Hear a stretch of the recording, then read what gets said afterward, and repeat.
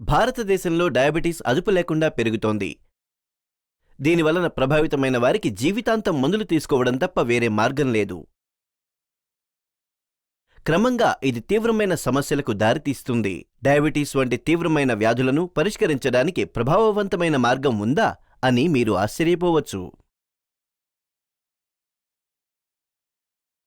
నిజంగానే ఉన్నది.